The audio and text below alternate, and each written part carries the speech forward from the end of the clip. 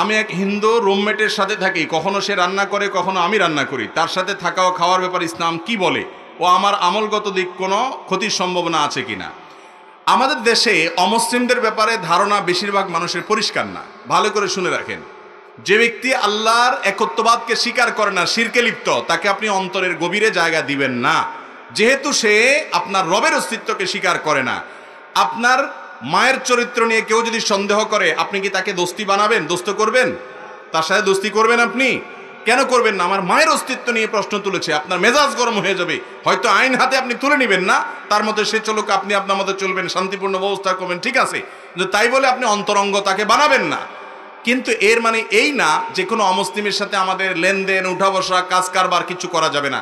নবী করিম সাল্লাল্লাহু আলাইহি সাল্লামের অমুসলিম সেবক ছিল, কাজের লোক ছিল, তাকে তিনি নিয়োগ দিয়েছেন। আজকাল কোনো ইমাম সাহেব যদি কোনো হিন্দু, কোনো ইহুদি, কোনো খ্রিস্টান, কোনো অমুসলমানকে কাজের লোক নিয়োগ দেয়, তার চাকরি থাকবে?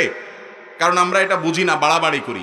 মনে রাখবেন, লা ইয়ানহাকুমুল্লাহু আনিল্লাযিনা লাম ইউকাতিলুকুম ফিদ্দিন, যে সমস্ত অমুসলিম অন্য ধর্মের মানুষরা তোমাদের উপরে যুদ্ধ চাপায় দেয় নাই, গন্ডগোল চাপায় দেয় নাই, ওয়ালাম ইউখরিজুকুম মিন দিয়ারিকুম, তোমাদের বাসাবাড়ি থেকে বের করে দেয় নাই, তাদের ব্যাপারে আল্লাহ তাআলা নিষেধ করেন না আনতাবাররুহুম ওয়া তুকসিতু ইলাইহিম, তাদের সাথে সদাচরণ করতে। বিধায় অন্য ধর্মাবলম্বী কেউ অসুস্থ হলে তাকে দেখতে যাবেন, তার খোঁজ খবর নেবেন, তার উপকার করতে পারেন, তাকে সাধারণ দান করতে পারেন, এবং তাকে কাজের লোক হিসাবে রাখতে পারেন, তার অধীনে কাজ করতে পারেন, তাকে টাকা ধার দিতে পারেন, তার কাছ থেকে টাকা ধার নিতে পারেন, তার সাথে থাকতে পারেন, কোনো অসুবিধা।